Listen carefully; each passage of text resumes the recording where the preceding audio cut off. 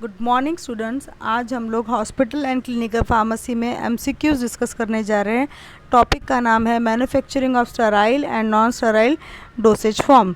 ठीक है, तो उसमें हम लोग मैन्युफैक्चरिंग में डिस्कस करने वाले हैं। इसमें नेक्स्ट क्वेश्चन है, hospital should have its own manufacturing facility.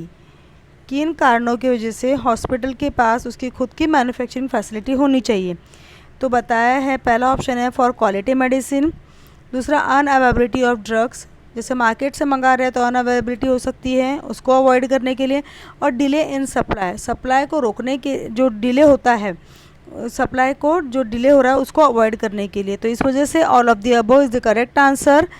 इसमें हम ऑप्शन डी राइट आंसर है हमारा। Cause for delay in supply, क्यों होता है ये delay? Because of procurement from outside the hospital. जब हम आइटम्स, मूविंग आइटम्स जो है वो अगर हम हॉस्पिटल के आउटसाइड से प्रोक्योर करने लगते हैं then delay in supply arise होता है, इसीलिए option C is the correct answer. Next question, estimation of demand of hospital determined by. किसी भी डिमांड को एस्टिमेट करने के तरीके कौन से हैं? तो जजमेंटल है, कैजुअल मोड है, एक्सटेंशन ऑफ पास्ट वन है, ऑल ऑफ द अबो, तीनों भी उसके ऑप्शंस हैं, तो इसलिए all of the above option D is the correct answer. The quantity eight which additional stock become necessary, उसको हम कहते हैं री ऑर्डर क्वांटिटी। आपने ऑर्डर कर लिया है और उसके बाद आपको लग रहा है कि आपका अमाउंट जो है, स्टॉक जो है वो ख़त्म होने वाला है, तो आप एडिशनल स्टॉक मंगवाते हैं, that quantity is called as reorder quantity, इसीलिए option B is the correct answer. Next question, for leaker test methylene blue solution concentration is 1%। Leaker test में, एम्प्यूल के टेस्ट में, ये डार्क डाई का solution में negative pressure के under में ampoules को डिप कर दिया जाता है और उसकी सीलिंग प्रॉपर हुई है या नहीं ये चेक किया जाता है, इसलिए option B is the correct answer. Next question, in pyrogen test individual rabbit temperature should not exceed.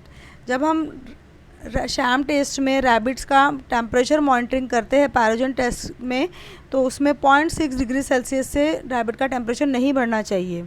ठीक है, नेक्स्ट, तो ऑप्शन बी है उसमें।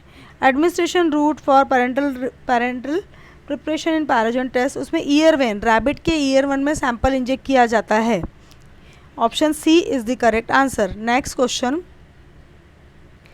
For LVP large volume parenteral which vehicle is used, तो उसमें हमेशा याद रखिए वाटर फॉर इंजेक्शन को ही इस्तेमाल किया जाता है, क्योंकि ये वन टाइम यूज़ किया जाता है, इसीलिए इसमें कोई भी एंटी माइक्रोबियल एजेंट भी ऐड नहीं किया जाता है, और वाटर को में भी कोई हम प्रिजर्वेटिव वगैरह ऐड नहीं करते हैं इसमें, इसीलिए option A is the correct answer.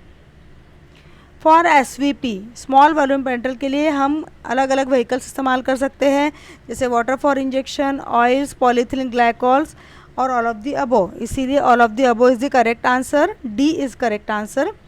HEPA stands for high efficiency particulate air, ये उसका फुल फॉर्म है, पूछते हैं एग्जाम में, तो option A is the correct answer. Next question, sterilization temperature of autoclave for 15 minutes is 121 degree Celsius. ये autoclave की standard range है जो आपको हमेशा याद रखना है, प्रैक्टिकल वाइवा में भी क्वेश्चन पूछा जाता है, इसीलिए इस क्वेश्चन का ऑप्शन बनता है C. Next question, aseptic environment should be filling and sealing area. Sealing जो होता है वो एम्प्यूल सील करते हैं, उसको हम बोलेंगे सीलिंग एरिया। ठीक है, तो option D is the correct answer.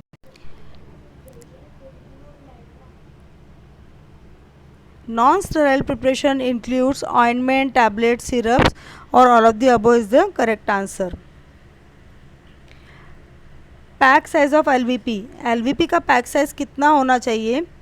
तो वो वेरी फ्रॉम 100 ml, 100 ml के ऊपर जितने भी जाएंगे तो वो सभी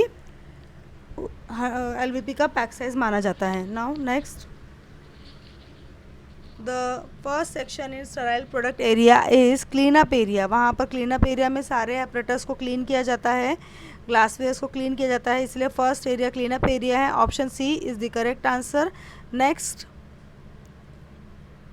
pack size of SVP is less than 100 ml। 100 ml से जितने भी साइज़ कम हो जाता है, क्वांटिटी कम हो जाती है, तो वह SVP की कैटेगरी में जाते हैं। Option B is correct answer. Next, in sham test how many rabbits is required? 3 rabbits are required in sham test. और अगर टेस्ट रिपीट करनी रही तब फिर बाद में 5 रैबिट्स यूज़ किए जाते हैं। और ये जो 3 रैबिट्स हम यूज़ कर रहे हैं ये हेल्दी होने चाहिए, नो फास्टिंग कंडीशन में।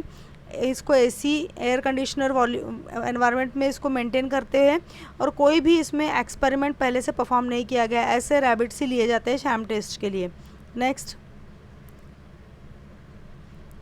लाल stands for limulus amebocyte lysate. Horseshoe crab से ये सेल लाइजेट प्रिपेयर किया जाता है, इसीलिए option B is the correct answer. 3 rabbits are injected, उसमें जो डोजिंग है वो 10 ml पर mg पर kg के अनुसार हम उसमें डोज एडमिनिस्टर करते हैं। Option B is the correct answer. Next, needle glassware heated in hot air oven at 250 degree Celsius for 1 hour. Needle या ग्लासवेयर को अगर हॉट एयर ओवन पे स्टरलाइज करना है तो कितना टेम्परेचर रखेंगे? तो option C is the correct answer. Next,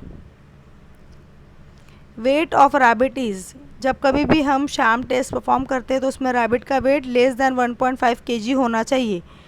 option C is the correct answer. Next, pyrogen testing is done by. Pyrogen testing 2 तरीके से करते हैं हम, शाम टेस्ट और लाल टेस्ट से, दोनों टेस्ट को हम यूज़ करते हैं, इसीलिए option C is the correct answer.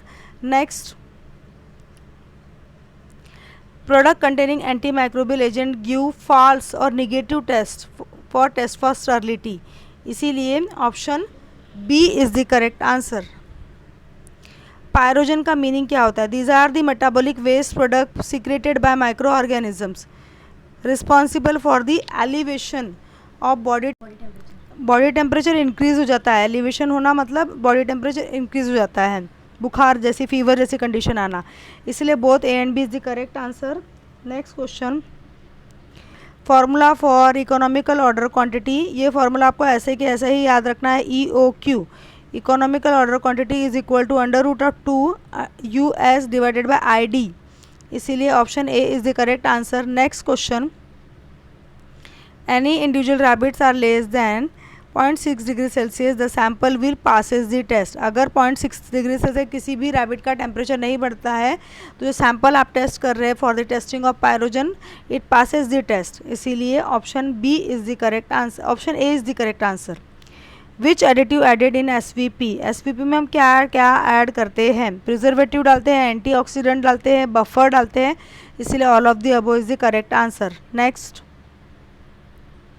Examples of tonicity contributor is sodium chloride, borax, इसीलिए both A and B is the right answer. Next, sorbitan trioleate tween 80 is an examples of wetting agents. Wetting agent का मतलब होता है जब active ingredient उतना soluble नहीं रहता है व्हीकल के साथ में, तो वेटिंग प्रॉपर्टी बढ़ाने के लिए, दोनों का मिसिबिलिटी बढ़ाने के लिए हम वेटिंग एजेंट इस्तेमाल करते हैं। Option C is the correct answer. Next, air lock system is at, ये air lock system aseptic area में प्रेजेंट रहता है, option A is the correct answer. Next, which copy send by post और by hand to supplier. Supplier को first copy दी जाती है, ये प्रोक्योरमेंट प्रोसीजर की प्रक्रिया है, ये प्रोसीजर है जिसमें हम फर्स्ट स्टेप और फर्स्ट कॉपी जो है वो सप्लायर को हैंड ओवर करते हैं after the approval. Next question, reorder point is equal to usage rate into lead time plus safety stock. इसमें हम जो डेफिनेशन के हिसाब से देख रहे हैं तो option A is the correct answer. Next question, select the ideal properties of parenteral preparation. It must be free from pyrogen, it must be non toxic, it must be chemically inert in nature, तो इसलिए all of the above is the correct answer. Next question, moulds are made up of stainless steel, aluminium foil, brass, plastic, all of the above.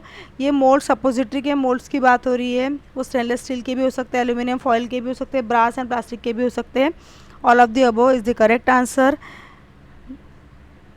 Thank you, thanks for watching.